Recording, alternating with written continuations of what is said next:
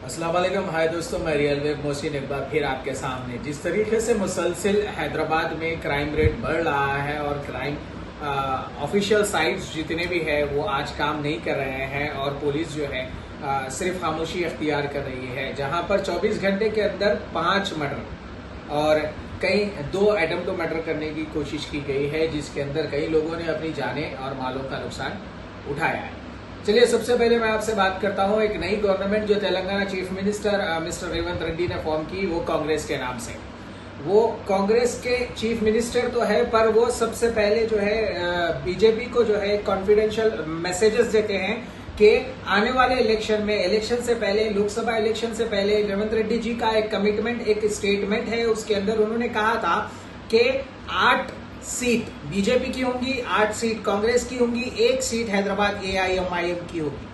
तो ये खुले अंदाज में जो है ना बीजेपी को एक बूस्टिंग देते हैं और अपने तरफ से गिफ्ट देते हैं। ऐसा लग रहा है कि कांग्रेस के सीट पर बैठा हुआ बीजेपी का एक नुमाइंदा है जो कांग्रेस को भी गुमराह कर रहा है। और सेंट्रल में अगर आज राहुल गांधी और सेंट्रल से कांग्रेस नहीं आने की वजह में कहीं ना कहीं आप सर्च कर लीजिए, ये रेवंत रेड्डी हो सकते हैं। रेवंत रेड्डी अगर ये सोच रहे हैं कि कांग्रेस के कार्यकर्ता, कांग्रेस के लोग आप पर उंगली नहीं उठाएंगे, आप पर बात नहीं करेंगे, तो आपकी गलतफहमी है। कांग्रेस के जितने भी लीडर्स हैं वो कांग्रेस के लिए काम करते हैं, ना कि रेवंत रेड्डी के लिए। जो रेवंत रेड्डी की चीप पॉलिटिक्स यहां पर नजर आ रही है, जिन्होंने अपने पास होम मिनिस्ट्री रखते हुए टोटल ऑफिशियल वेबसाइट्स को जो है ना यानी बंद कर रखा हुआ है। ऑफिशियली कहीं पर भी किसी से कोई रेस्पॉन्स नहीं आ रहा है, यहां तक कि डिपार्टमेंट पुलिस हो या फिर दीगर कोई और हो, जिसकी वजह से day by day crime rate यहां पर बढ़ता हुआ नजर आ रहा है।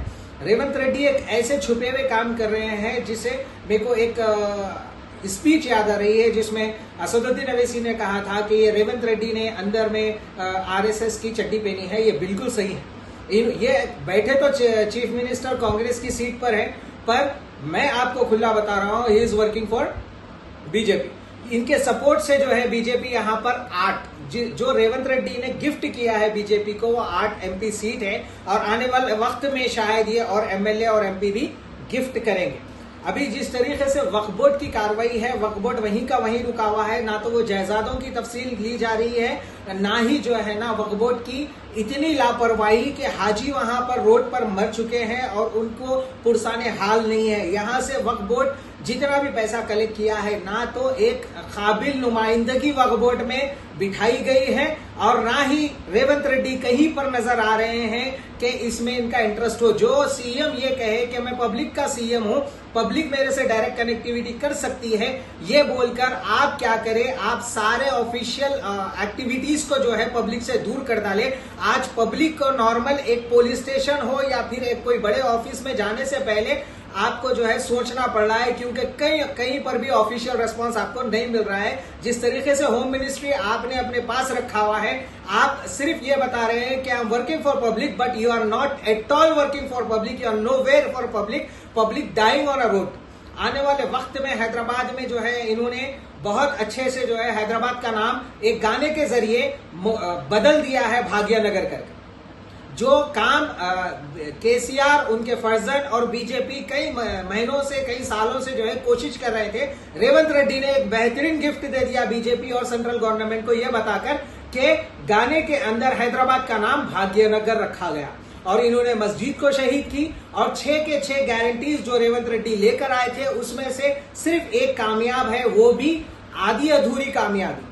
जिस बसों में जो है सेफ्टी का कोई डोर नहीं, उस बसों को जो है फ्री सर्विस दिया गया ताकि आवाम उसके अंदर हुजूम के तौर पर चढ़े और चढ़कर गिरकर रोडों पर मर जाए। इस तरीके की सरकार अगर चल रही है तो ये जो मोहब्बत की दुकान और ये सारी जो जुमलेबाजी है, जिस तरीके से सबका साथ सबका विकास और ये सारे जुमलेबाजों को लेकर अगर गवर्नमेंट बनाने की या फिर सेंट्रल में गवर्नमेंट कायम करने की कोशिश राहुल गांधी कर रहे हैं, तो ये सब बेकार है।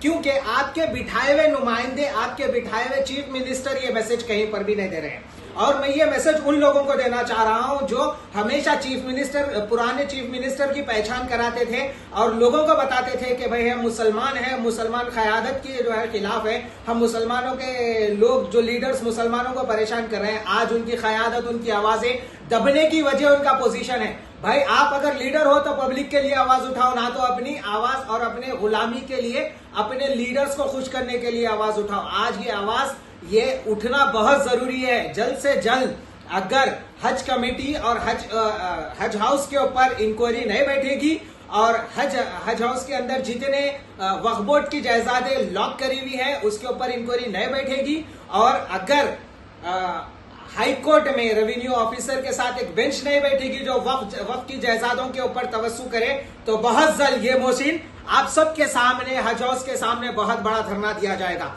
और जिस तरीके से रवैया पुलिस का और ये खून कत्ल गारतगिरी आज जो हैदराबाद में की जा रही है, जिस तरीके से बताया जा रहा है ड्रग्स को और जो है नशे की हालतों को, नशे के चीजों को बंद करने का दावा किया था, इसमें से कुछ भी नहीं किया है। डे बाय डे इन्होंने जिस तरीके के छह गारंटी देकर लोगों को लालच देकर जो है उसको, अगर आप एक ईमानदार लीडर होते तो राहुल गांधी की तरह आप 1 लाख का मैसेज, उन्होंने इलेक्शन गवर्नमेंट नहीं बनने के बाद एक मैसेज दिया कि हम किसी वजूहात की वजह से गवर्नमेंट नहीं बना सके, आप सबको 1 लाख नहीं दे सकेंगे। तो उसी तरीके से आप तेलंगाना की आवाम के साथ खिलवाड़ मत करिए। ना तो करंट फ्री है, ना तो गैस फ्री है, ना तो आप 6 गारंटियों में से कोई भी एक गारंटी मुकम्मल तरीके से पूरी नहीं कर पाए। अगर आप जल्द से जल्द हज हाउस और हाजियों की मौत और उनका हिसाब अगर नहीं लेंगे, ये प्रेजेंट आपने जिस किसी को भी नया वहां पर मुनज़्ज़िम किया है उनके साथ अगर हिसाब नहीं लेंगे तो बहुत बड़ा धरना जो है हज हाउस के सामने मुनक्किद होगा, और इसके जिम्मेदार रेवंत रेड्डी आप होंगे। और आप जिस तरीके से मुसलमान लीडरों को डराकर, धमकाकर या फिर उनको बैकग्राउंड में कर जो है फेंक रहे हो, जो बंदा सिर्फ 2000 वोटों से हारा है उसकी कीमत आप एक कार्यकर्ता की तरह रख दिए हैं, इसका भी हिसाब लिया जाएगा। मुस्लिम क़यादतों का हिसाब लिया जाएगा। मुस्लिम लीडर्स जिन्होंने हमेशा मुखालिफत की और कांग्रेस के साथ ठहर कर लड़ा, आज उनको जो है ओहदे नहीं मिल रहे हैं। जिनकी मुखालिफत करते थे उनको आप पहले रो में बिठा रहे हैं। ये सारी चीजों का हिसाब देना पड़ेगा। जल्द से जल्द रेवंत रेड्डी, अगर आप इस तरीके से ये कत्ल और गारतगिरी का रुकावट नहीं करेंगे, हैदराबाद में जिस तरीके से ये पुलिस एक्शन ले रही है, एकदम लूज लेकर छोड़ी हुई है, कत्ल और गारतगिरी आम हो रही है, इसके ऊपर अगर स्ट्रिक्ट एक्शन नहीं लेंगे तो बहुत बड़ा धरना मुनक्किद होगा बहुत जल्दी, जिससे राहुल गांधी, प्रियंका गांधी और कांग्रेस सेंट्रल में आने वाली गवर्नमेंट को बहुत बड़ा धक्का पड़ेगा। अस्सलाम वालेकुम।